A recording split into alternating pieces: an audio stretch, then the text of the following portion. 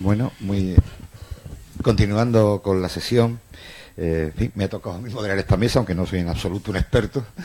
Vengo también de formación en la misma facultad de Alejandro, en Granada, la Facultad de Filosofía y Letras, pero lo mío fue la historia contemporánea, el movimiento obrero, la República. Pero bueno, nos ha tocado, en fin, hacer poco caso a mis preguntas y contestar lo que queráis, que es lo razonable, ¿no? Bien, pues en principio un poco que nos contéis desde vuestra perspectiva qué son y para qué sirven los blogs de patrimonio cultural y específicamente los de Al-Ándalus, ¿no? En fin, un poco, quien quiera empezar. Bueno, no sé si se oye bien. Ahora sí, ¿verdad? Bueno, creo que lógicamente el tema de los blogs sobre patrimonio histórico y cultural es el que nos, es el leitmotiv que nos ha reunido aquí a todos, y creo que todos los participantes, mi compañera Elisa y también los que no han podido asistir por motivos diversos, estamos de acuerdo en que son una herramienta que nos permite difundir una serie de contenidos y una serie de conocimientos pues de una manera digamos muy adaptada a la forma de vida que tenemos en la actualidad. Todos vamos con prisas, nunca tenemos tiempo para nada, y además el conocimiento hoy en día, gracias a internet y gracias a todas las redes que se han creado y que ya son de acceso tan universal, prácticamente el conocimiento lo tenemos al alcance de la mano cualquiera, ¿no? Cualquiera en nuestro bolsillo tenemos en el teléfono móvil acceso a cualquier cosa, ¿no? Ya hoy en día parece que esto va tan rápido que casi no nos damos cuenta, ¿no? Pero ya estamos tan acostumbrados a que cualquier duda, cualquier necesidad que tengamos, abrimos el teléfono móvil, metemos unas palabras en Google y nos sale una cantidad ingente de información, ¿no?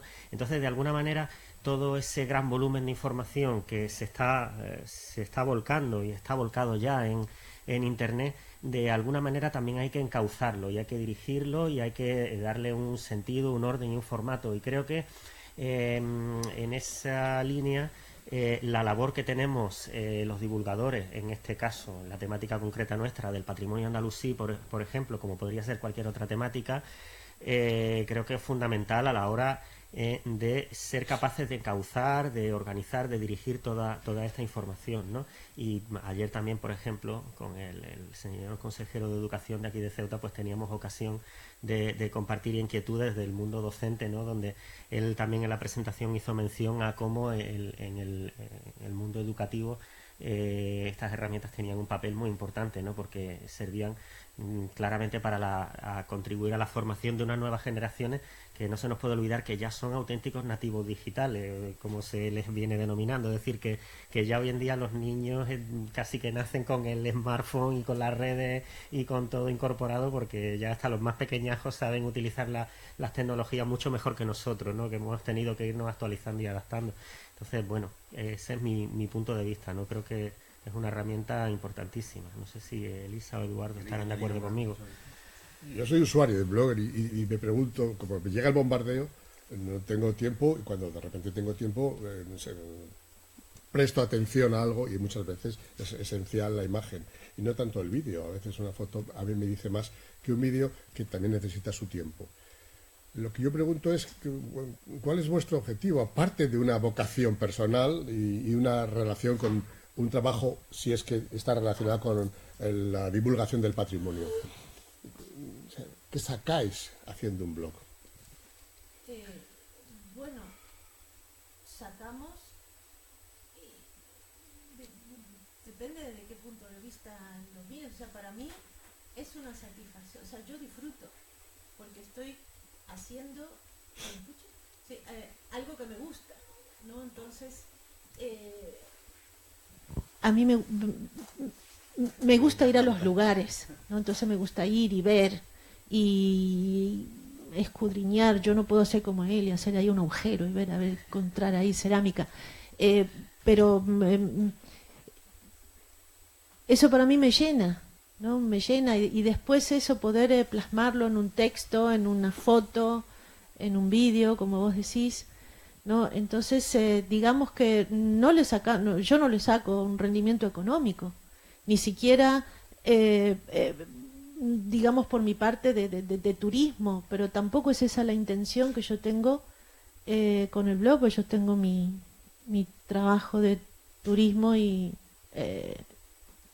bueno, me doy por satisfecha. Lo que sí también me da, por ejemplo, lo del blog, es, por ejemplo, del libro, ¿no? Del Rey El Mutamí, es este encuentro, es los congresos a los que voy, los conciertos a los que voy para escucharte. Todo eso para mí forma parte también de todo eso. Si me permite seguir preguntando, pues metiendo un poco el dedo en la llaga. Es decir, una editorial hace un trabajo cultural impresionante, hace una selección de trabajos, da pie a dar voz a autores. Muchos autores se autofinancian sus libros, etcétera. Un sello discográfico, como es el caso de que yo he creado, para difundir una obra personal y donde tiene que haber una reversión económica, si no es inviable poder hacer nuevos proyectos. Es decir, siempre hay un proyecto empresarial, siempre hay un proyecto económico, financiero, no solo un proyecto vocacional. Siempre hay, si hay vocación, se crea realmente algo nuevo y a lo mejor el objetivo no es enriquecerse, pero sí sustentarse. Es decir, tú gastas en tus viajes, tú gastas en tus hoteles, tú gastas en un montón de tiempo y entonces realmente empleas tu excedente en una cosa que, bueno, te da satisfacción tener 500 amigos o 120 y pico mil visitas. Pero el proyecto vital, el proyecto empresarial, el proyecto cultural, al final, que tiene que tener este otro sustento, ¿existe o es, me he aburrido, lo abandono y no pasa nada? Y entonces es efímero hasta tal punto de que Sefarad en Al-Ándalus o Al-Ándalus, de Al-Ándalus a Sefarad, va a tener un pozo o es simplemente tu corazón que se desparrama y quien quiera que lo coja. Bueno, ojalá. Igual lo digo, sí, trabajo que te claro, hiciste. bueno, ojalá se pudiera, o sea, yo tengo en mi mente cuando sea un poquito más mayor y volvamos a nuestras raíces en Argentina, en Buenos Aires. Yo le dije a Daniel, que es mi esposo, le dije, qué lindo sería abrir un centro cultural en Buenos Aires que se llame de Al-Ándalus a Sefarad, ¿no? Y entonces ahí hacer congresos o conciertos o lo que sea. Entonces sí, ahí algo, digamos, palpable, ¿no? Como vos decís, que nos pudiera servir quizás de sustento, ¿no? Al menos en parte. Eso es quizás algo que tengo yo ahí, de un centro de ese estilo. Blog o los otros que conocéis o que tu experiencia.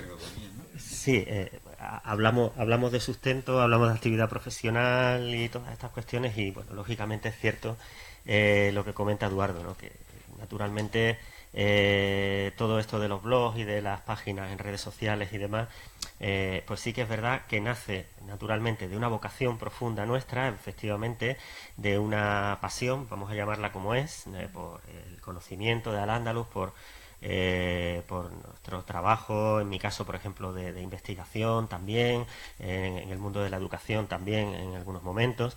Y bueno, sí, lógicamente detrás hay unas actividades profesionales, más o menos definidas en unos casos, o más o menos relacionadas directa o indirectamente con los blogs, con las páginas y con los elementos digitales con los que nos manejamos, y en otros no tanto, pero de alguna manera sí que es verdad que yo creo que en el caso de los compañeros que nos hemos podido reunir aquí, física y virtualmente, sí que hay una gran vocación, una gran pasión por el mundo andalusí, por el mundo de la arqueología, en mi caso, en el de José María, por el mundo de la poesía, de los personajes históricos en el de Elisa, o también las relaciones culturales entre Al-Ándalus y el Magreb, en el caso de Virginia.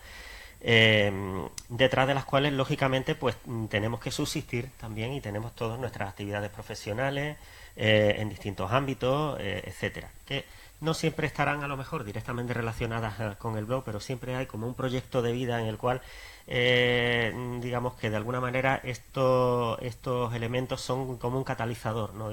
de una vía de salida también de todas esas inquietudes que de alguna manera quizá queden plasmadas parcialmente en algunas actividades profesionales o no, y que de alguna manera pues también vamos canalizando a través de esto, ¿no? Es decir, creo que no, en el caso de los que nos hemos reunido aquí, nunca ha sido nuestro interés el afán de tener muchos seguidores, muchas visitas ni nada, porque efectivamente eso es una cosa que no da dinero y no da tampoco más allá de una cierta satisfacción temporal que no llega mucho más allá, ¿no?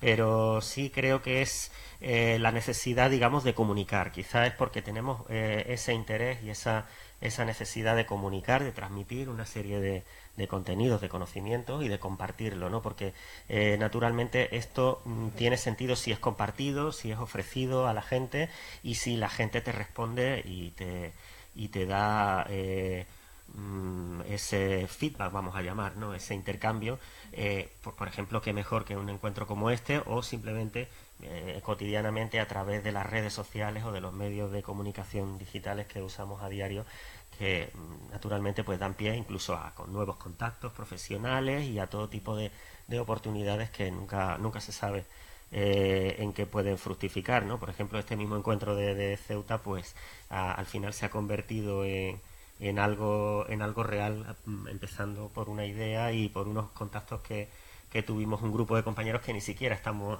normalmente reunidos, ¿no?, en el mismo lugar. Así que bueno, yo creo que es un poco eso, ¿no?, la respuesta. Sí, nos gustaría conocer un poco la dinámica diaria, porque nos cuesta en sitios públicos mantener la página, mantener todo el mundo de internet que hoy pero vosotros que prácticamente trabajáis solos o bueno, con poca ayuda, ¿cómo es la dinámica diaria de un blog? ¿Qué hacéis? ¿Cómo lo hacéis? Y que nos den un poco la dinámica del día a día, ¿no? Bueno, es un trabajo diario. Sí, totalmente. O sea, es una rutina en la que uno tiene que acostumbrarse, ¿no? Y entrar desde, bueno, la mañana, los buenos días, con una foto o con una música de Eduardo o con y luego ir viendo las noticias. O sea, yo al menos tengo ¿cómo se llama? Un chivato que me va diciendo las noticias. Una alerta, una alerta. Entonces cada vez que sale algo con la palabra al-Ándalus o sefarat, entonces me sale, lo comparto, si está dentro de la temática, ¿no?, y del tema que nos ocupa. Antes, cuando quizás bueno, tenía un poquito de más tiempo, incluso al mediodía decía buen provecho y ponía una receta o ponía un plato de comida o ponía algo. Ahora no me da tiempo ahora, entonces a veces digo buenos días y después digo buenas noches, pero es una cosa diaria.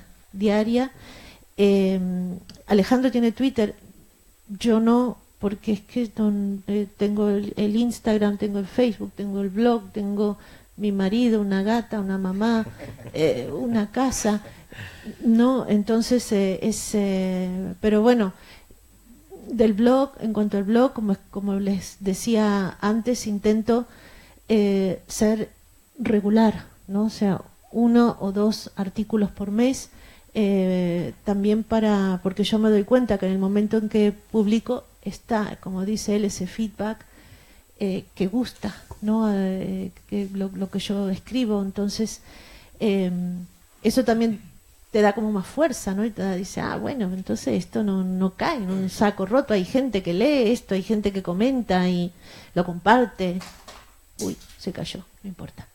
Y entonces bueno, dentro de lo que es, en lo que a mí me concierne, insisto mucho en la poesía y en la música. En eso Eduardo tiene mucho que ver. Tengo muchísima de su discografía, y es, creo, de los pocos que tiene esa gran oferta, ¿no?, de discográfica, de música medieval, de música andalusí, cristiana, judía, musulmana, ¿no? Y eso también forma parte y es también la dinámica un poco todos los días. no solo Black Sabbath, también Eduardo. ¿Mm? Sí, efectivamente, como dice Elisa, que es una rutina diaria, efectivamente, que uno ya adquiere como un hábito y ya casi que sale de forma espontánea, ¿no? Y luego, bueno, también hay que decir que esto de Internet y de las redes es algo totalmente ubicuo, es decir, que cualquiera desde cualquier lugar accede a la información y, por supuesto, en cualquier momento. Es decir, que yo no sé cuándo, si yo publico algo, cuando alguien lo va a leer o lo va a comentar o va a dar un me gusta inmediatamente o lo va a hacer al cabo de las horas o de los días. Es decir, que eso va quedando ahí y nunca se sabe cuándo va a tener repercusión. Entonces también es verdad que, por ejemplo, en mi caso, que a veces a través de Facebook recojo noticias de actualidad, cuando sale algún hallazgo arqueológico, se está haciendo algún proyecto de investigación y tal, a veces uno tiene un poco esa especie de afán periodístico, de tratar de dar la primicia, ¿no? Y de intentar dar la noticia en el momento justo o quizás casi antes de que otros también la utilicen o a veces no llegas a tiempo, ¿no? Y simplemente pues ya compartes algo que ya se ha visto mucho en otros medios. Depende todo un poco de la rutina diaria. Pero bueno, también hay que decir que nadie se agobie porque claro, también hay truquillos de community manager y estas cosas que permiten pues que no tenga uno que estar constantemente encima de internet y del móvil y del ordenador, sino que hay publicaciones que se programan para que salgan en unas determinadas fechas u horas, o hay cuestiones que se van organizando de tal manera que a veces parece, a lo mejor de cara a un seguidor, parece que está uno ahí constantemente detrás de la pantalla publicando cosas y luego en realidad estamos dedicados a otras cosas. Yo, por ejemplo, dedico a lo mejor parte de mi jornada diaria a preparar las publicaciones que van a salir en ese día y luego van a saliendo en diferentes momentos que yo he seleccionado, etcétera, o incluso anuncio que voy a sacar un nuevo artículo en el blog y pues lógicamente eso tiene un trabajo de preparación de los textos, de las fotografías que hay que editarlas, cargarlas en el servidor, etcétera, etcétera, y todo eso una vez que se deja preparado se programa para que salga publicado en un día tal y cual, cuando yo no necesariamente tengo que estar digamos ahí a los mandos, ¿no? Sino que yo puedo estar de viaje o puedo estar haciendo mi vida normal y bueno, pues las herramientas digitales nos permiten también que se mantenga ese ritmo de publicaciones que comenta Elisa, que pueda haber regularmente una cierta frecuencia de publicaciones, pero sin que uno necesariamente tenga que estar esclavizado, ¿no? a los medios digitales. Afortunadamente tenemos herramientas para organizarnos en nuestro tiempo. Perdón, anoche, por ejemplo, queríamos compartir muchas de las fotos de ayer, de anoche.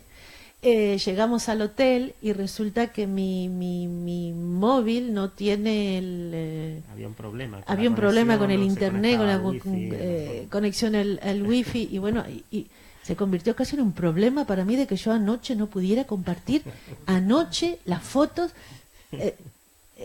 ¿Entienden? Entonces, pero digo, bueno, momento, ¿no? Es ese afán periodístico del que claro, yo hablo, entonces de la inmediatez de si lo algunas pongo mañana que es no pueden tarde. esperar, ¿no? Si Pero lo hay pongo otras que mañana sí. es tarde, porque eso fue anoche. Esto es la inmediatez. Sí, ¿no? a Entonces, veces se sufre por esas cosas, y ¿no? a veces se pasa mal. Sí. Pero tenemos que también aprender a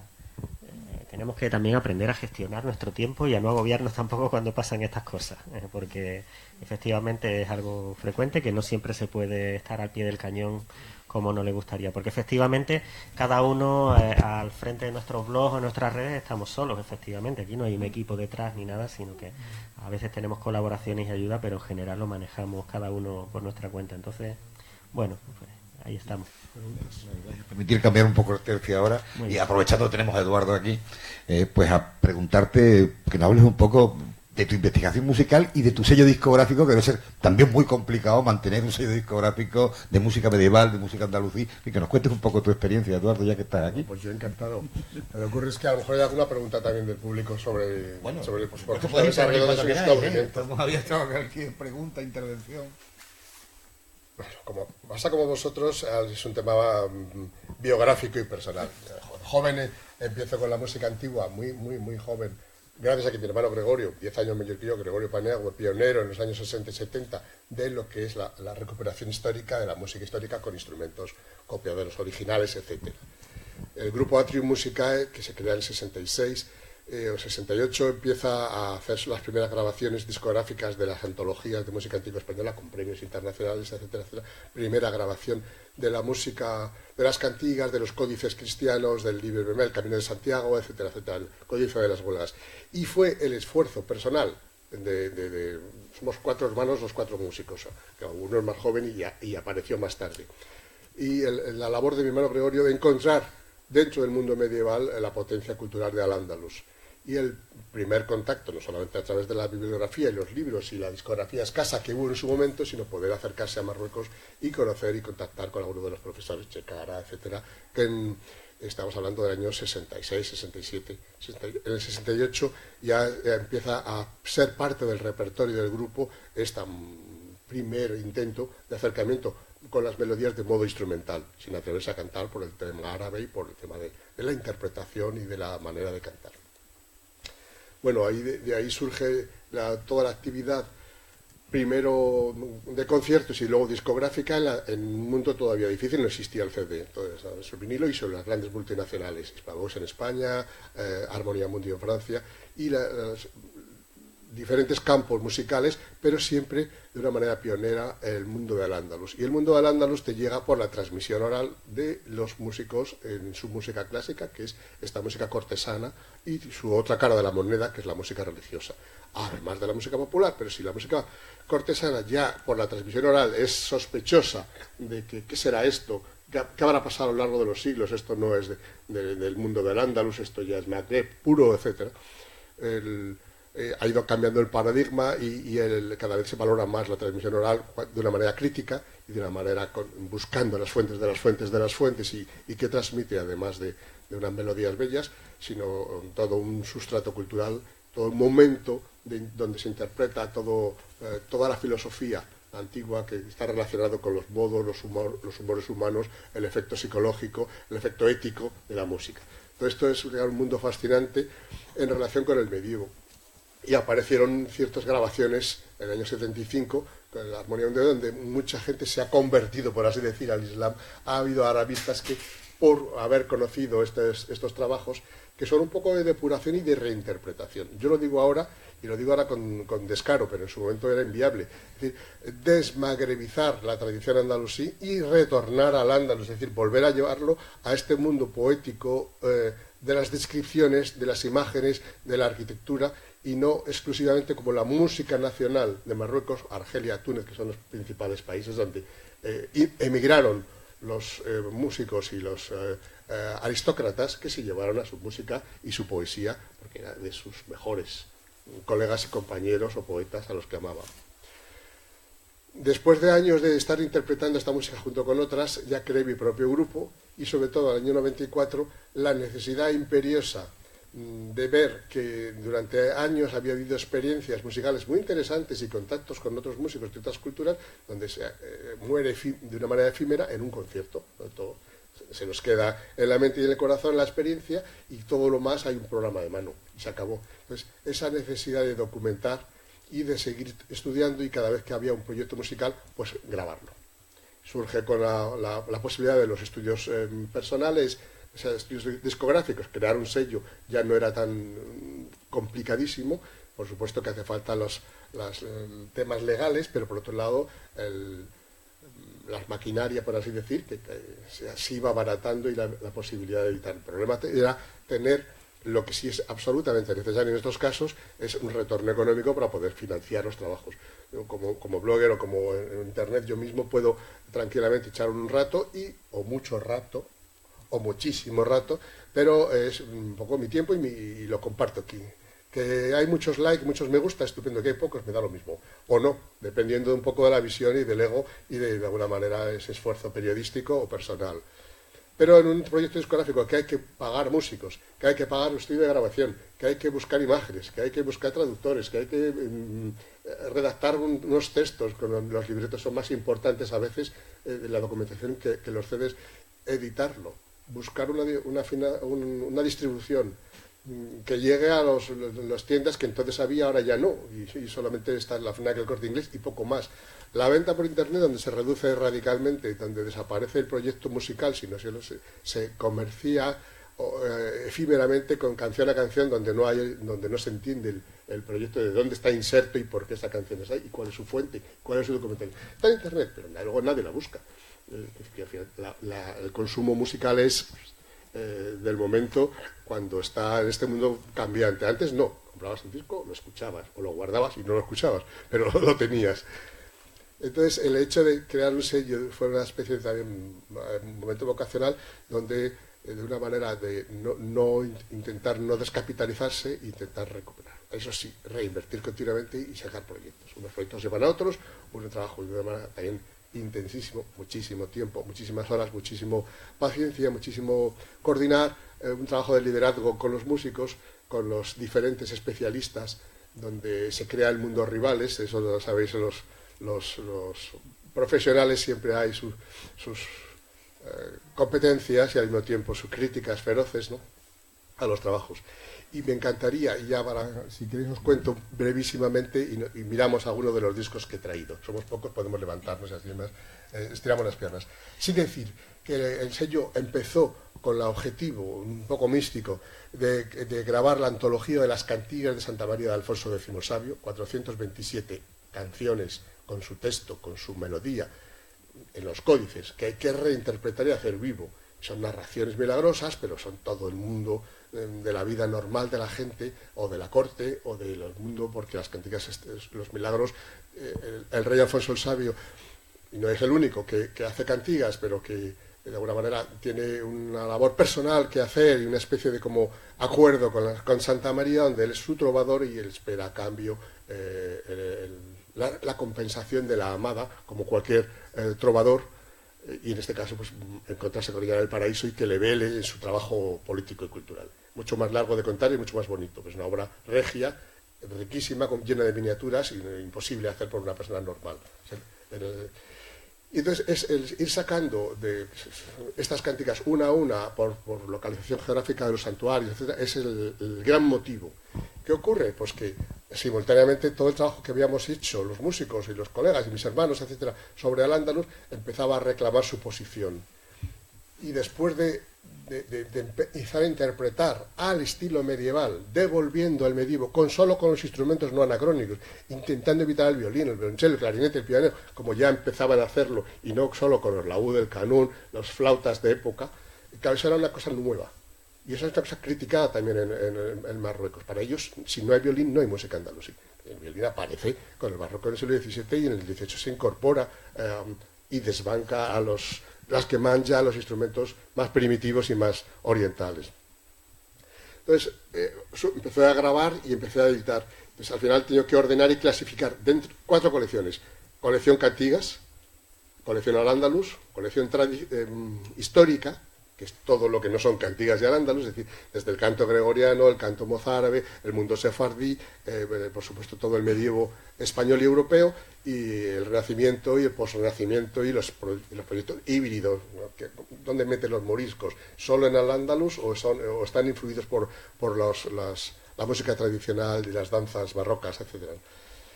Y una 4ª colección, que es colección Tradición, que es donde cabe otras cosas, proyectos históricos interpretados no históricamente, es decir, con instrumentos modernos, o gente que se acerca con sus propias composiciones al mundo del mutamid o lo que fuese. Claro, el mundo del Al-Ándalus vuelve otra vez, la colección Al-Ándalus vuelve a ser subclasificada. Y vamos a verlo mejor.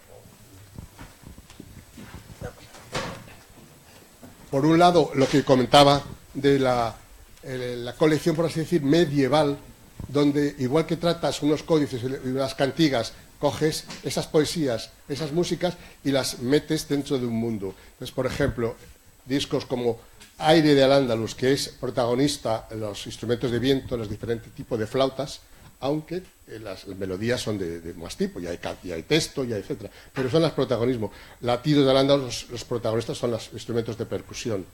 O proyectos musicales ya ligados a la arquitectura, como Poemas de la Alhambra, toda la epigrafía de Ibn Sanrak, el gran poeta, también Ibn al-Hatib con el Agua de la Alhambra, porque tiene menos, y hay un tercero que es Ibn al-Yayab, de los 3 visires. Era obligatorio ser poeta para ser primer ministro en el imperio, vamos, en los reinos nazarís, pues tiene cada uno sus colecciones de poemas. Este tercer disco he sido incapaz de que el patronato de la Alhambra, que apoyó el primero y el segundo, lo financiaran. Eso es otra. La búsqueda de patrocinios y de apoyos a veces exclusivamente es para presentar un disco.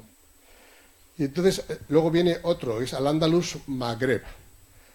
No es ya la reinterpretación de la música por un criterio historicista desde un punto de vista occidental, donde tienes el panorama de lo que es la música oriental, la música africana, la música antigua, la música asiática, y intentando en la pureza del medievo volver a las fuentes y a dar ese sentido poético, sino cómo se interpreta lo que nos ha llegado, cómo los mejores músicos actuales, pero que se basan en los grandes maestros de los años 50 y 60, que son grandes maestros, pero que al mismo tiempo estropearon la tradición porque lo llevaron a la radio y televisión, y las orquestas tenían que ser competidoras con las occidentales, y algunos ya no se vestían de la forma tradicional, sino se vestían con corbata y con atriles, cuando no leen música, porque la música árabe no se escribe, porque entre otras cosas se tiene que escribir de derecha a izquierda cuando los pentagramas están del otro lado. O sea, hay un montón de cosas absurdas. La música árabe nunca se ha escrito hasta el año 1932, que en el Congreso del Cairo, el primer congreso de la música, decidieron adaptar el sistema de solfeo. Pero claro, es no para árabes, que no lo suelen hacer, o bueno, los conservatorios de estas ciudades y de estos países tienen el conservatorio clásico, donde se estudia Mozart, Brahms, Beethoven y esto, y su música clásica, que no utilizan los sistemas, aunque hay esfuerzos por escribir. Pero claro, es como cuando quieres poner en partitura flamenco. Si llegas tú y no sabes las claves y lo lees, no suena flamenco. Todo el deje, toda la manera, todo el estilo, todo el belisma, todo el esfuerzo, todo el grito, el quejío, el no sé qué, eso no cabe en una partitura. Pasa lo mismo con todo el mundo árabe, y ahí está una gran dificultad. Dentro del Magreb están los discos de Marruecos, que hay muchos más, que he traído de las Nubas, la Nuba destilada, ya con músicos marroquíes haciendo grupos mixtos, y estos son algunos ejemplos. La Nuba Ras Dail, que es para la segunda parte de la noche, o la Nuba Isbihan. Pero también está en Argelia, donde Salim Fergan y otros compañeros, en la tradición de Constantina, lleva hasta 7 discos de la tradición de Argelia, que es diferente. Y ojo, que tenemos en Marruecos 3 escuelas, la de Tanger Tetuán, la de Fes y la de Rabat. Es la misma tradición, pero con sus diferencias y con sus rivalidades. Los grandes maestros de un lado y de otro, y Tetuán quiere hacer suyo todo un mundo poético más cercano del Andalus, por lo que fueron herederos. Pasa lo mismo en Argelia. No es lo mismo Tlemcen y Orán, que está mucho más ligado a Córdoba, que Argel, que es posterior, y no digamos Constantina, que está más ligado a Túnez, al mundo lo que se llama el Maluf. Túnez es pequeño, y entonces Túnez y Constantina tienen 2 escuelas distintas, pero están mucho más separados de lo que pudiera ser Orán en Tlemcen. Y por supuesto Libia también tiene su tradición andalusí, pero es más ligada al mundo sufí, al mundo religioso, con instrumentos de lengüeta y con muchos panderos. Y ojo, que Al-Ándalus fue potente no solamente por el tema del comercio y de la visita a la Meca obligada de peregrinación, sino que se crea el califato en paralelo con Bagdad, aunque fuese un omeya el que se supone que la arma Abderramán I, pero se está creando simultáneamente y está influyendo mutuamente Oriente y Occidente. Entonces, Al-Ándalus exporta su música, exporta sus músicos, exporta sus poetas, y crea la muasaja, que no se crea en Oriente, es decir, esa forma de estribillo y estrofa frente a la casida, que es un verso monorrimo largo, que es la forma clásica oficial. El mundo dialectal empieza a influir, y entonces dentro del propio sello están, por un lado, las mosajas andalusí de Alepo y de Siria, con el grupo Alturaz. Yo no toco, yo los grabo, lo documento y lo edito. Esa es otra parte de mi trabajo. Mis grupos mixtos, los grupos que selecciono o que me interesan más y documento, y luego pues proyectos un poco híbridos, ¿no? Egipto,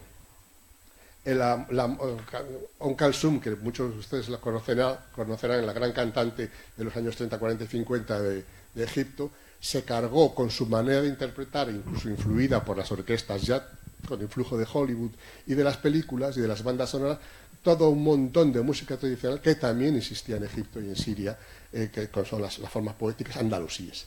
En el siglo XIII, Sanaa ibn al-Mulk, un gran poeta, historiador, hace el único libro que se conserva de gramática y que describe la muasaja. Y además con gran cabreo diciendo, ¿cómo es posible que esos de Occidente, que son los parias, que son un poco los torpes, que son los de aquí del extremo, y porque el eje, ese es Oriente Medio, en todas las culturas, ¿no? Por un lado está el mundo bizantino, pero por otro lado está Jerusalén, por otro lado está Meca, y luego la potencia cultural de Cairo con los fatimíes, etc. Bueno, pues Ibn Salah al-Mulk hace el libro de gramática, que todos los arabistas les interesa esa parte primera porque describe la forma gramatical, porque en andaluz no se estudia la muasaja. En Estados Unidos no describen la hamburguesa porque existe. Y entonces dices, no, hamburguesa estilo americano.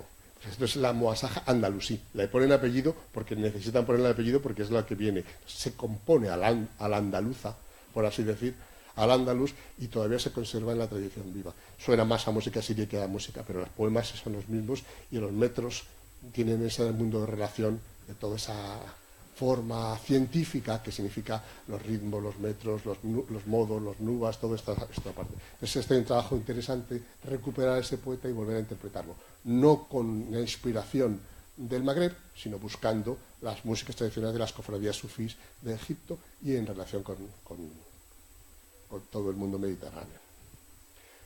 Otro subcapítulo, el laúd en sí mismo. Hay como 8 discos de laúd, tanto grabado de los festivales de Tetuán de laúd con grandes laudistas tradicionales y la readaptación del mundo moderno. El laúd nunca se ha tocado más que ahora y hay toda una evolución del laúd árabe como el instrumento rey. Igual que los trovadores occidentales, es el violero, capaz de tocar la viola y al mismo tiempo cantar, pues en el mundo árabe el instrumento rey es el laúd.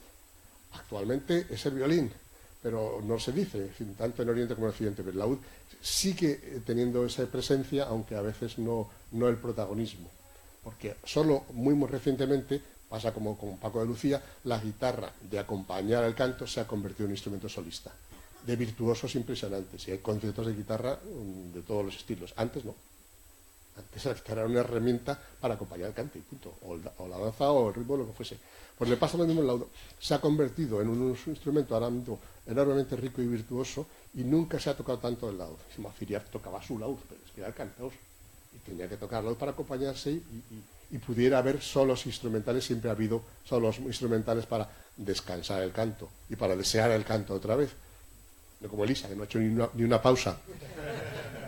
Hacía la narración y la poesía de una manera continuada. O sea, que no sabíamos qué le ponía más emoción, si en hacer el previo a la poesía o en la poesía misma.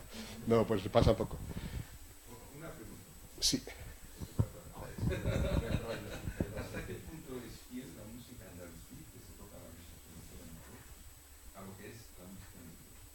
Es decir, vamos a poner un número, 10%, 5%. No, vamos a ver, hay una cosa maravillosa. La música andalusí no es una música popular, es una música cortesana, culta.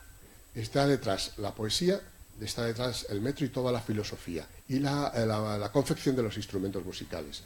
Con lo cual yo te diría que la esencia de lo que se ha conservado como culto es, vamos a decir, un 90%. ¿Qué ocurre?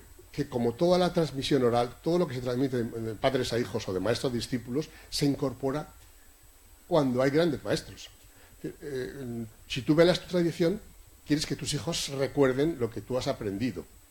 Pero si llega un gran maestro, un gran poeta, y introduce cambios, se incorporan y es parte de la tradición. Incluso desaparece el autor, pero se hace en la tradición. ¿Qué ocurre? Que cuando es muy valioso y está en peligro y es un recuerdo, y eso los judíos lo saben más que nadie, pues velan sobre o los mozárabes que estaban bajo el Islam, guardan su liturgia, es que es su identidad. Entonces no puedes meter gato por liebre, salvo que la liebre sea tan buena que enriquece y sabe que esté en la esencia. De las 11 nubas que se conservan, se supone que había 24, en Marruecos, alguna de ellas ha sido un poco recompuesta y ha sido completada en el siglo XIX o el siglo incluso XX, algún grande maestro. Pero está en la esencia, está en el modo, no se salta, no improvisa, no crea un estilo nuevo. Es distinto, por ejemplo, el flamenco, que parece que es una música tradicional, pero no. es absolutamente fusivo y evolutivo. Ahí hay mucha más composición y se funde con una cosa y con otra. Ahora llega un Menda y dice, no, vuelvo a las esencias. Me cojo a no sé qué artista y la grabación de En Piedra, que es en los años 30 y los años 20, y vuelvo a la esencia. Vale. Pero en el mundo de la música andalusí o arábigo-andaluza, o como quiere llamarse, alala, que significa instrumento en Marruecos, el maluf, es la música tradicional, son sus grandes sinfonías, es un corpus no se puede cambiar. Ahora, llega el siglo XX, llega la radio, llega la televisión y empieza el destrozo. Por otro lado, llega la posibilidad de grabar. Y entonces ahí está todo este mundo de lo que es la transmisión oral, hasta dónde buscar los últimos maestros antes de la contaminación y la globalización. Porque la globalización llega que hay gente que dice, vamos a preservar, vamos a buscar, pero se rigidiza, se graba. Y entonces ese grabar se pierde la vida porque es al estilo de tal señor, que podía ser un buen maestro, podía ser un enchufado y ser un manta, pero se graba y se documenta. Entonces, es un mundo muy difícil de segregar, pero es lo maravilloso. Sin escribir la notación musical, están los cancioneros, porque están las poesías, están los ritmos y los metros.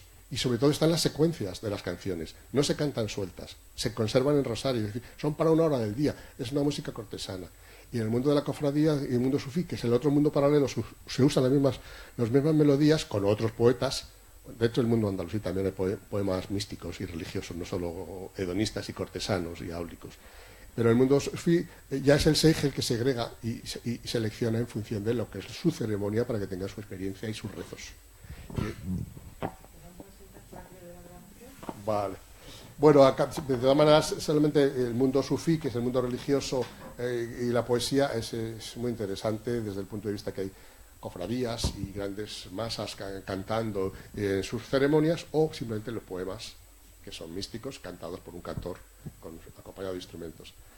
Está el mundo sefardí, está el mundo cristiano y luego tantos proyectos mezcla del mundo de frontera, ya sea por las batallas, ya sea por la temática de la mujer en las tres culturas o la convivencia humana.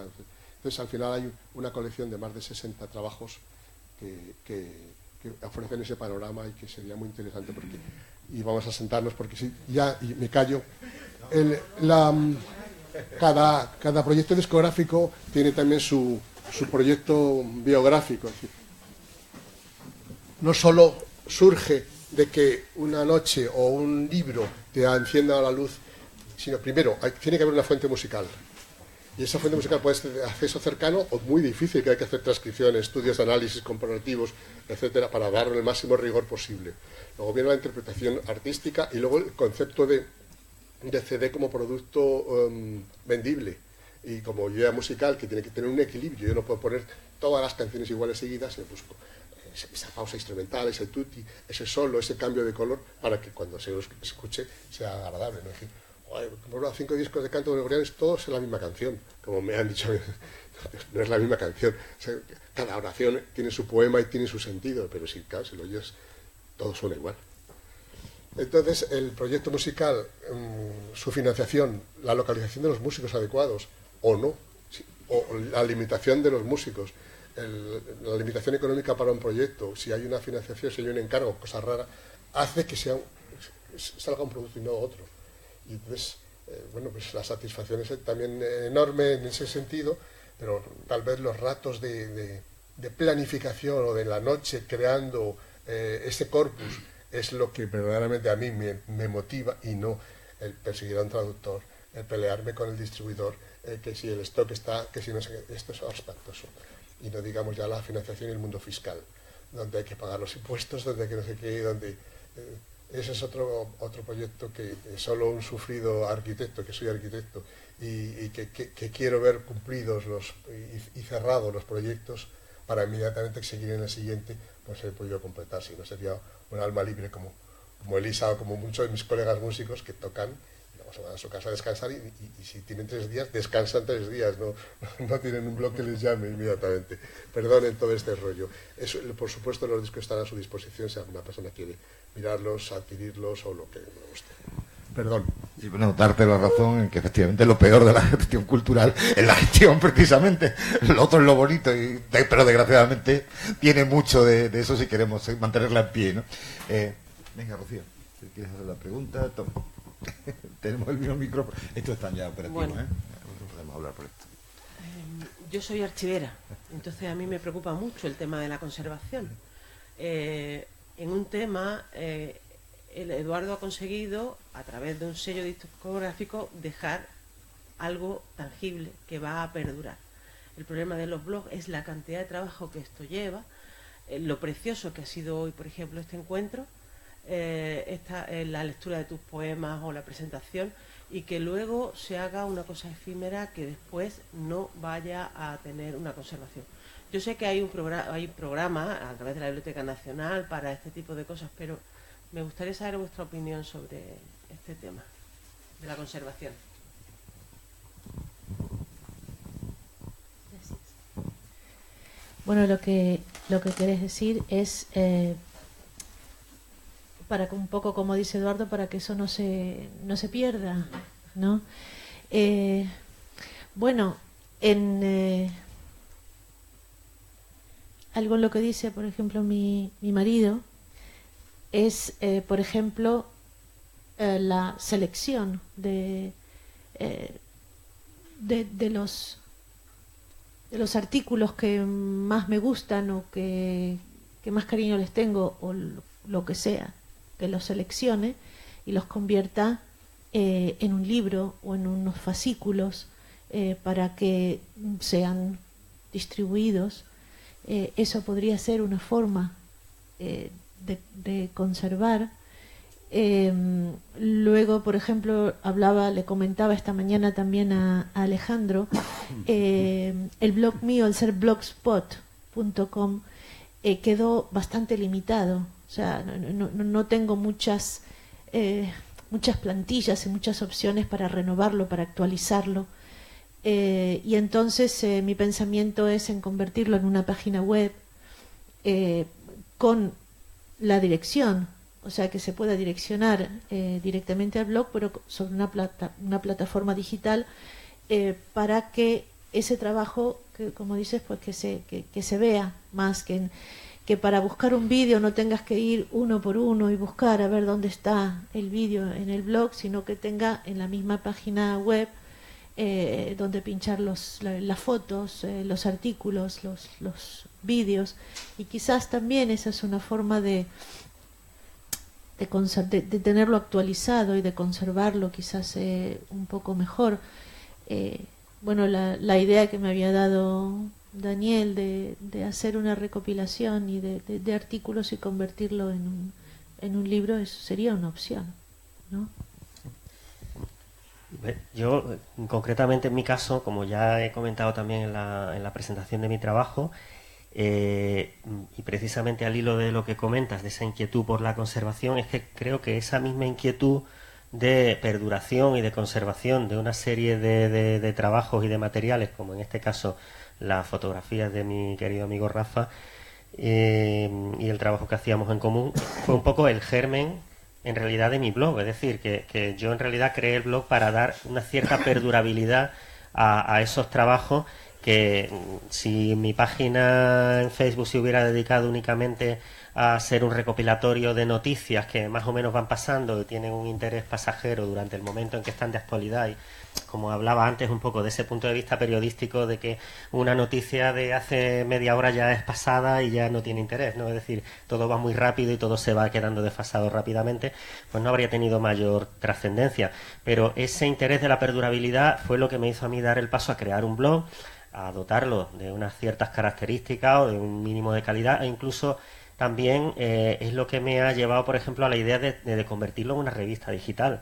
Es decir, el tema de que sea una revista, o que se considere una publicación seriada, que esté registrada, se puede encontrar en el catálogo, por ejemplo, de la Biblioteca Nacional, es una manera también de dar una cierta entidad y unos primeros pasos hacia esa futura perdurabilidad, o por así decir, ¿no?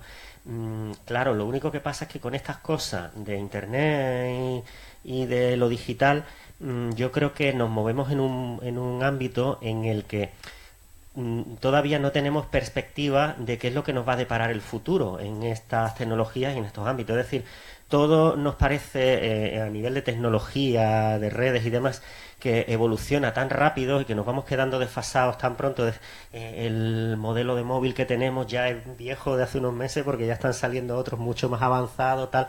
Toda esa rapidez de evolución de la informática y de las nuevas tecnologías nos lleva a no tener todavía perspectiva de cómo es el futuro que nos espera con el mundo de lo digital, ¿no? Es decir, desde un punto de vista archivístico, o el mío como arqueólogo también, que somos profesiones afines y al fin y al cabo trabajamos con objetos materiales, bien sea documentos en papel o otro soporte, o bien sea documentos materiales como en la arqueología. Naturalmente que esa materialidad es lo que a nosotros nos da la confiabilidad y la seguridad de que sabemos con qué estamos trabajando, ¿no? Y mientras que lo digital parece todo mucho más sutil y más difícil de aprehender con H intercalada, ¿no? Pero creo que debemos confiar un poco también en la evolución futura de las tecnologías y en ser conscientes de que estamos en un mundo cada vez más digitalizado y que de alguna manera todo aquello que va teniendo relevancia y que en el mundo digital cada vez hay más cosas, ya hay cada vez más administración, más herramientas de la administración pública incluso y de todos los niveles digitalizados para facilitar trámites a los ciudadanos y para un montón de cosas que poco a poco se va avanzando. Y creo que todo lo que consideremos que tenga trascendencia y que tenga esa necesidad de perdurabilidad, el avance de la tecnología será capaz de darnos las herramientas que nos permitan garantizar esa perdurabilidad. Lo único que quizás nos vemos un poco asustados porque no tenemos todavía esa perspectiva de lo que nos va a ir, de cómo van a ir evolucionando estas tecnologías. Pero yo creo que debemos confiar un poco en la evolución de los medios a nuestro alcance y de lo que la tecnología nos vaya brindando, porque seguro que si tenemos un buen criterio, seremos capaces de seleccionar aquellas herramientas, aquellos medios que nos permitan hacer perdurable lo que necesite permanecer. ¿Tiene vocación de ser perdurable todo lo que hacéis o solo es efímero en la mayoría de las cosas por lo que significa de noticia o lo que no significa más que un altavoz o una visión personal sobre un hecho o unas imágenes? Bueno, sobre la preservación digital, es interesante primero saber que a partir de la Ley de Depósito Legal de 2011, por primera vez en España se plantea el depósito legal de las publicaciones electrónicas y de lo electrónico y de lo digital, ¿no? En definitiva. La Biblioteca Nacional, ha habido, primero hubo que hacer un decreto específico por la complejidad que tiene la recopilación del depósito legal electrónico o digital, y ha habido que poner también en marcha todo un instrumental muy potente de servidores, de rastreadores en Internet, etcétera. Y hay otro problema, es el dominio.es. Lo que sí tenemos el derecho por ley de depósito legal es el dominio.es. De hecho, la Biblioteca Nacional lo está haciendo masivamente. Dentro de poco serán accesibles en casi todas las bibliotecas regionales. Va a haber sistemas informáticos que van a permitir acceder a lo que ya no está en la red y se ha ido recopilando. De hecho, dentro de muy poco, es verdad que están también desarrollando los programas para poder, sobre todo la consulta, ya se está haciendo la recopilación.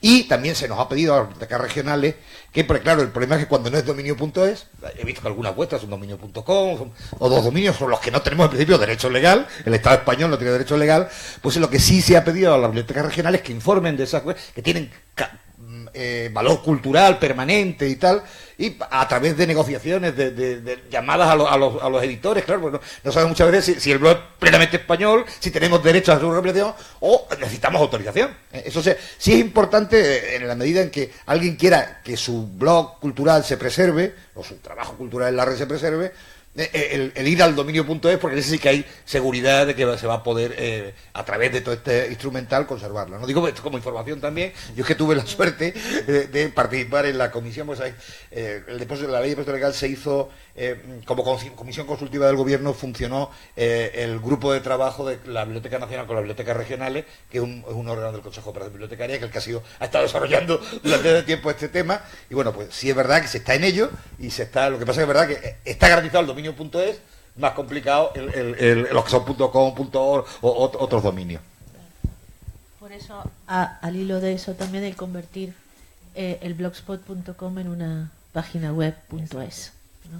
Sería una buena Sí. medida, desde luego, en ese Sí. sentido. Que editar luego un libro de resumen es una vuelta atrás, es renunciar a la red, eso ya digo yo, esto ya es claudicar. Son formatos que pueden ser perfectamente compatibles, convivir Sí. y tener cada uno una orientación, un público o una vocación diferente, pero a la vez complementaria. O sea, no es- no Yo, es yo excluyente. quería preguntaros, para seguir con el debate, ahora cambiando un poco el tercio, luego hay alguna pregunta para Eduardo que han hecho internautas, ahora te la pasaré también. Las dificultades. Dificultades que los blogs encontráis para seguir subsistiendo, para seguir trabajando. Nos habléis un poco también de los problemas, de las dificultades,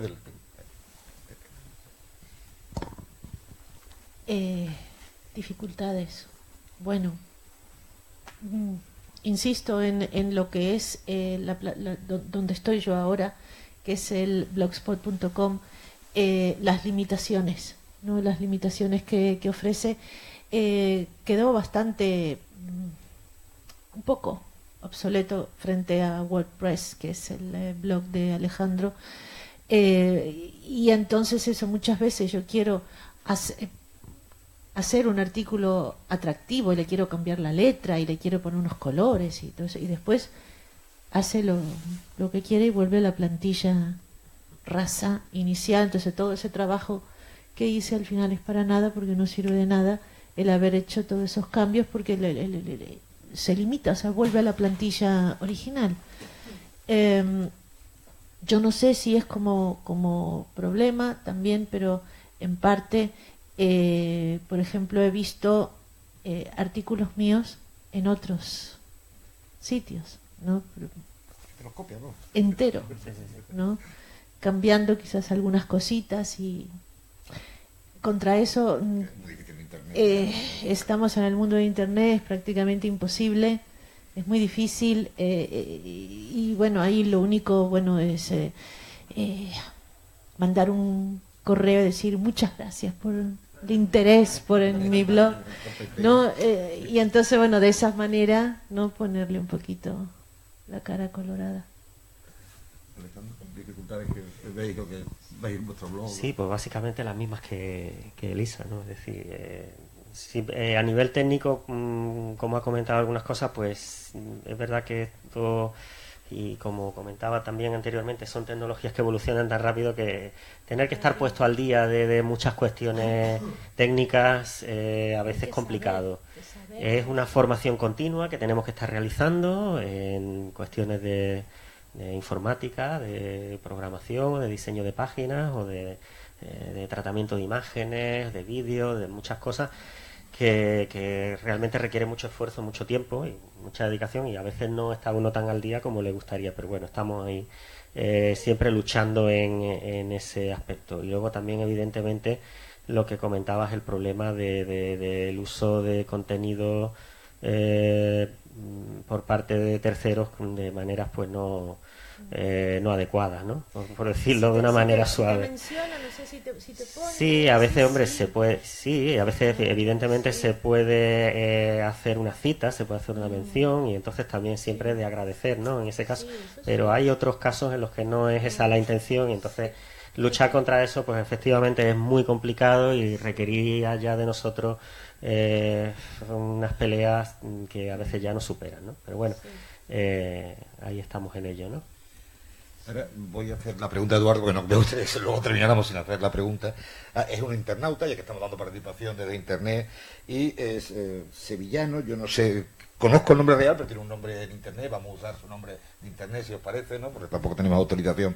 Pierre Pecavila nos pregunta, dice, decirle a Eduardo Paniagua que me gustaría hablar con él de las letras o los textos de sus canciones sobre el Real Alcázar de Sevilla, porque los tomó de un libro del siglo XIX escrito por Amador de los Ríos, y hay errores en esos textos árabes.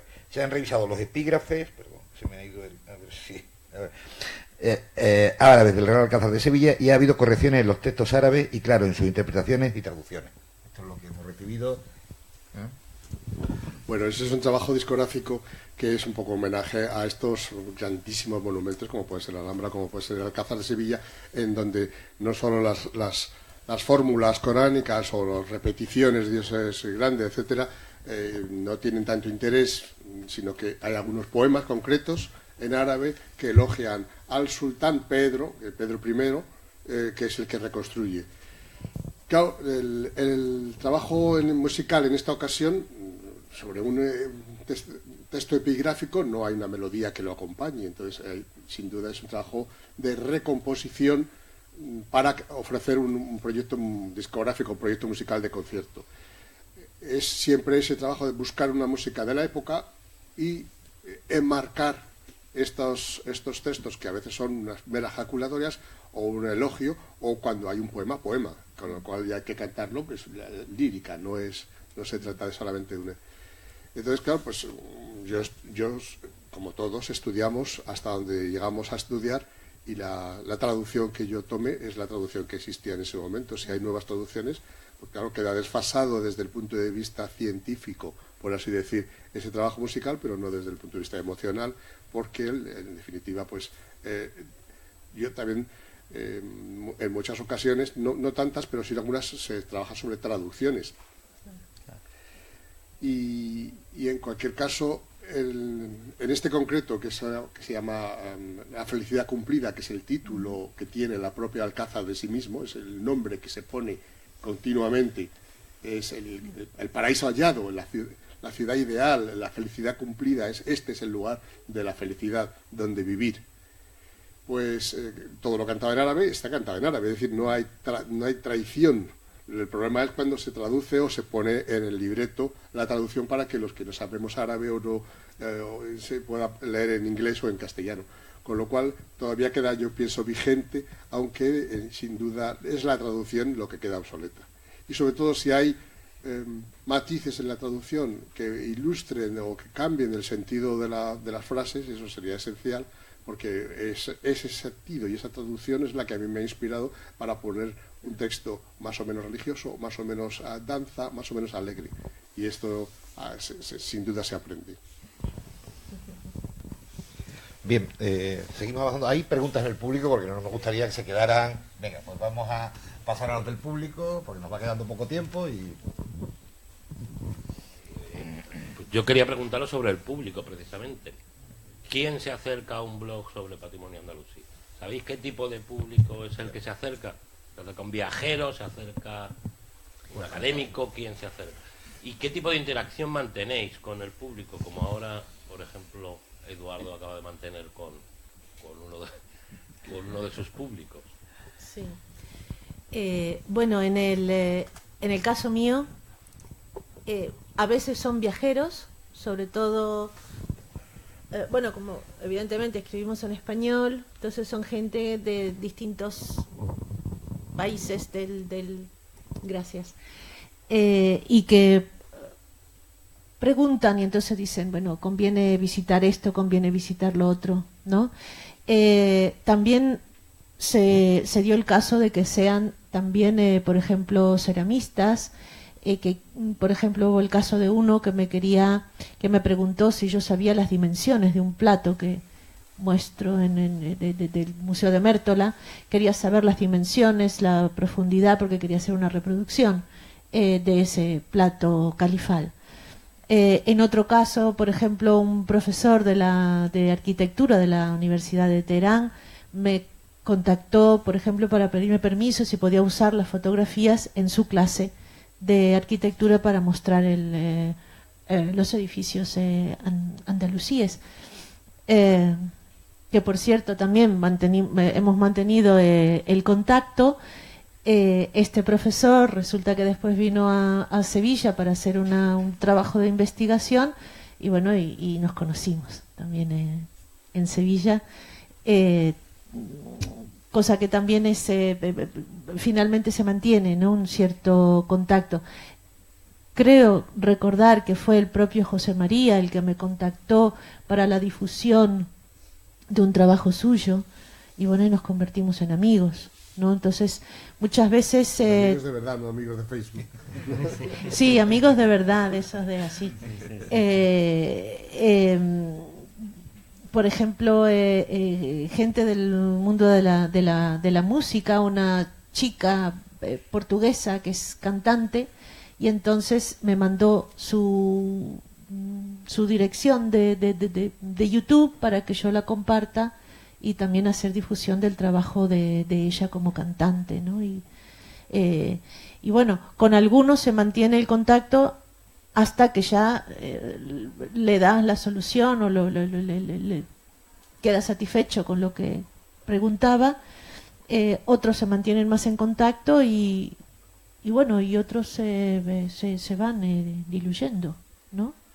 Sí. Pero ves gente así como de distintos lugares, y bueno, a mí me gusta eso también, pero eso también a su vez tenés que estar ahí porque no podés responderle 3 días después, le tenés que responder bastante inmediatamente.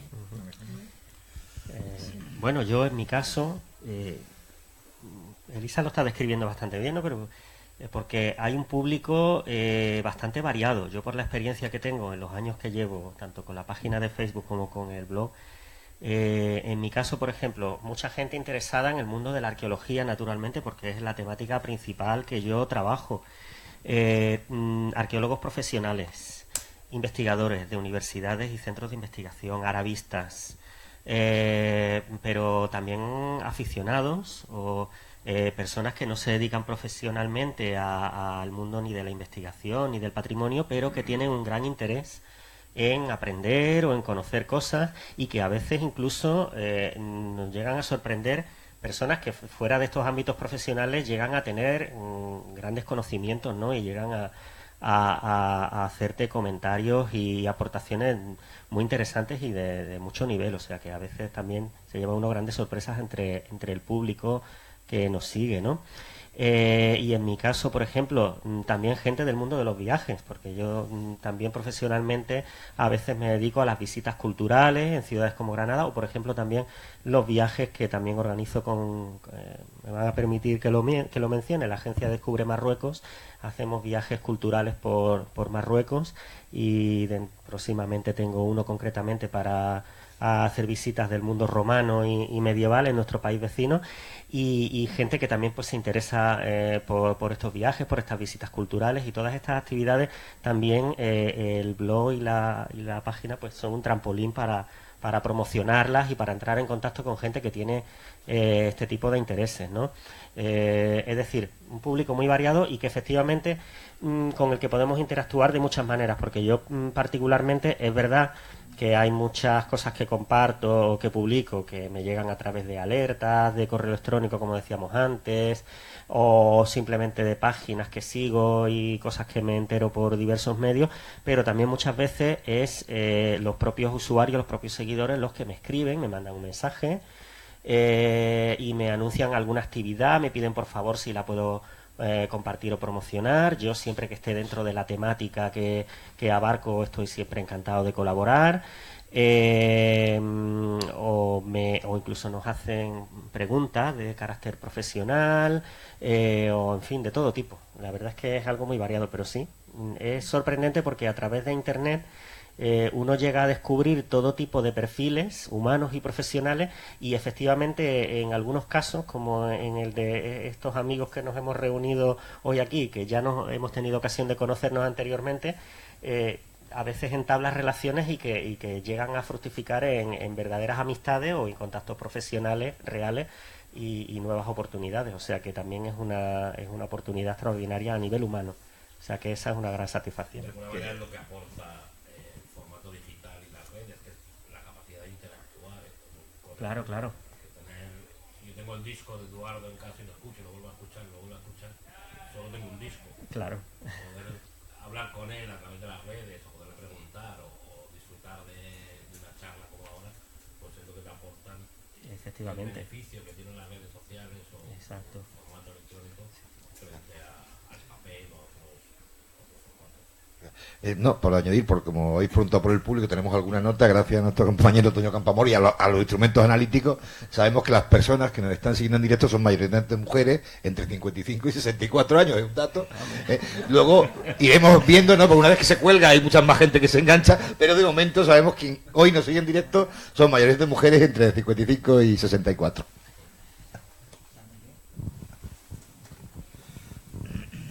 Sí, buenos días, buenas tardes ya. Mi pregunta está algo relacionada con la anterior, pero enfocada Soy Juan, me siento ya caballa, pero nací en Granada y tuve toda mi juventud en Granada. Como Elisa, entiende el sentimiento de Elisa al llegar a Sevilla, ¿no? Y ver esos monumentos tal, pues a mí me pasó algo similar cuando ya la pubertad entré en la juventud y ya lo que has ido viendo de niño y no le has dado ningún, pues pues dices qué maravilla tal, y te incita un poco a profundizar en la cultura que ha podido crear esos monumentos, qué había detrás de eso, ¿no? Y mi pregunta va por ahí, dirigida tanto a nuestros blogueros, Elisa y Alejandro, como a don Enrique. ¿Qué iniciativa o qué proyectos han tenido en mente, han desarrollado o tienen en mente de cara a que un público, digamos, infantil o joven se acerque al mundo andalusí y a la música antigua, de alguna manera que fomente el que quieran acercarse a conocer un poquito más de esos monumentos, de esa cultura y de esa música? ¿Qué proyectos han hecho o qué iniciativas tienen en mente para fomentar esta cultura en la juventud, en nuestra juventud?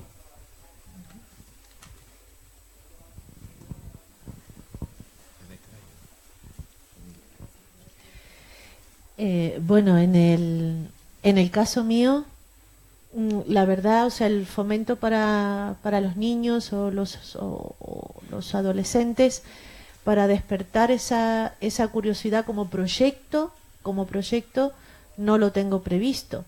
Pero sin embargo sí es muy interesante. O sea, yo viviendo en Sevilla, como dices, tengo el escenario, ¿no? Tengo el escenario. Sé que se hacen, por ejemplo,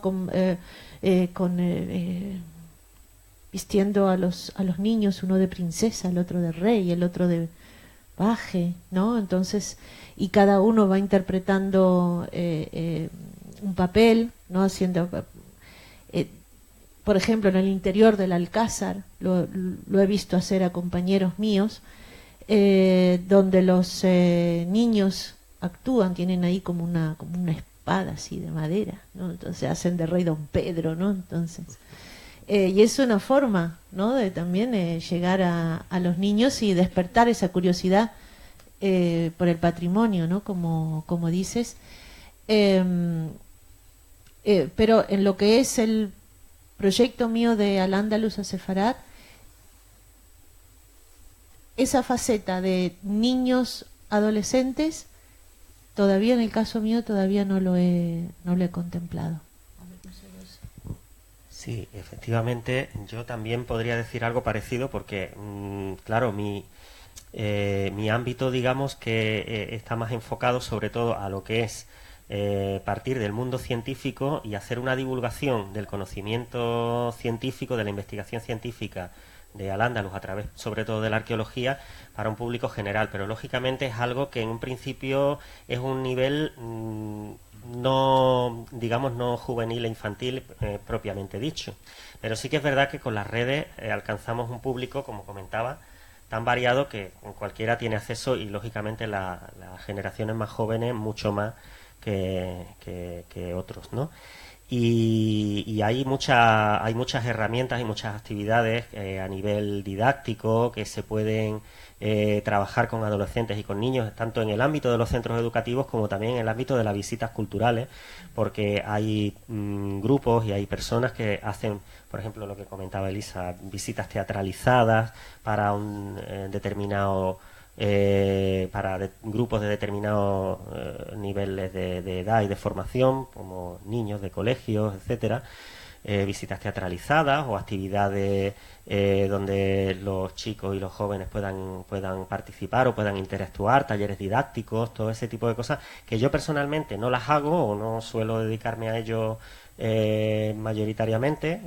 Yo también desde el ámbito de la educación trato también de hacer una labor didáctica, sobre todo en el mundo de los adolescentes, en el mundo de la secundaria, que es en el que me muevo yo principalmente, hacia sensibilizar por el patrimonio y por el conocimiento de la historia.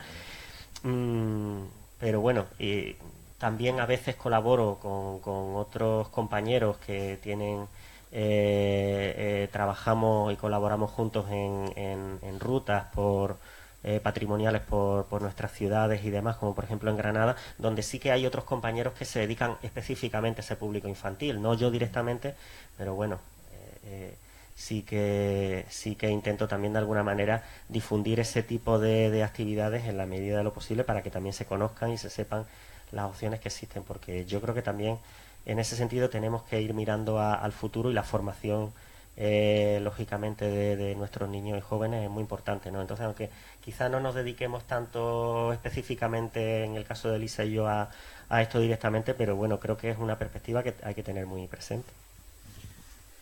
Sí, es decir, si hay alguna pregunta, porque vamos a ir cerrando, hay que comer, ahí a las 4 iniciamos con el taller de estucos, después hay visita a partir de las 6, Eduardo tiene que viajar a las 4 y vamos a cerrar ya. Si no, el público tiene alguna pregunta más, si no cerramos con una breve, os pido un comentario breve, la última pregunta, para que podamos cumplir los horarios.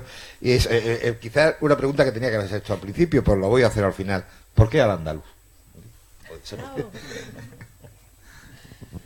Bueno, creo que en el caso mío es obvio, ¿no?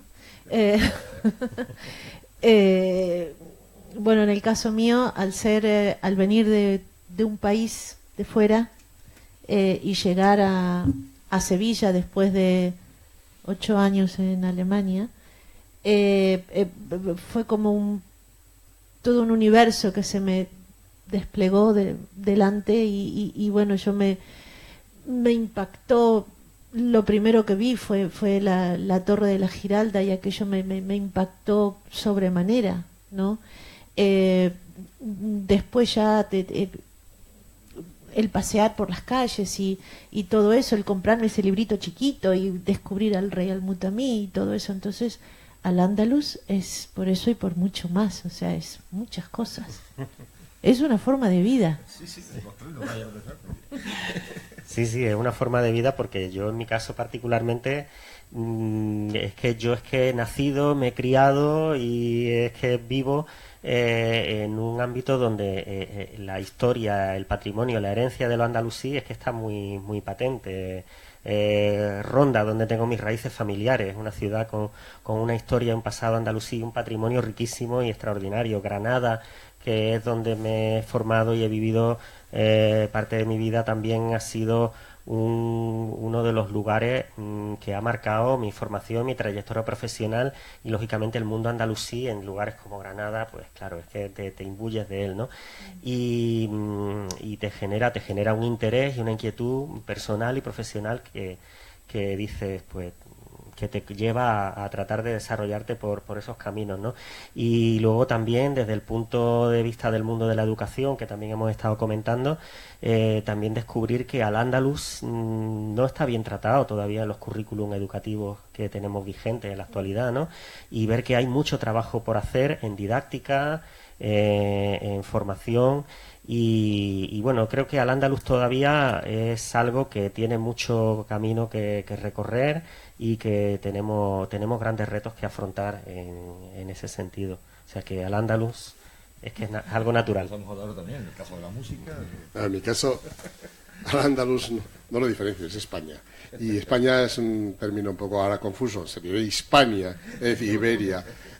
Toda una zona, una región donde surge una cultura que es fusión de lo preexistente, y así lo dicen en el aspecto musical, y también aporta muchísimo. Y claro, si tú te centras en el medievo o en el mundo musical español y te vas por debajo del siglo XII hasta el siglo VIII-IX, pues claro, la potencia cultural de Al-Ándalus es predominante, entonces eclipsa a cualquier otra, aunque puedas luego hacer un diálogo, porque yo creo que la cultura es un sustrato suficientemente compartible, aunque luego las religiones y los políticos nos hagan hacer esas diferencias, que existen, por supuesto, y que hay matices importantes de la identidad de cada uno. Pero esa sensación de continuamente reivindicar un Al-Ándalus como español, como parte de España, cuando muchas veces me dicen, ¿por qué haces música judía si tú no eres judío? Por favor, estoy haciendo música judeo-española, es decir, todos los protagonistas son españoles, y son españoles importantísimos, son sabios, son geniales, son astrónomos, poetas, músicos, médicos, no sé cuánto. Igual pasa con todos los personajes de la banda. No son invasores, no son lejanos, han nacido aquí, tienen familia desde hace montones de siglos. Es decir, sienten el lugar, sienten el espacio, sienten el territorio. Se comparten los que son capaces de no segregar. Y eso es lo que me llama la atención y lo considero absolutamente casi una obligación. Y además una pasión y un interés por ser precisamente este espacio donde yo puedo bucear de una manera mucho más libremente que no haciendo música japonesa. Bien, pues con esto vamos a poner punto final a la mesa redonda y deciros que a partir de las 4, seamos puntuales, el taller de estucos pintados andalusíes por Carmen Navío, y a partir de las 6, si no recuerdo mal, las visitas a Huerta Rufino y Baños Árabes. Muy buenas tardes.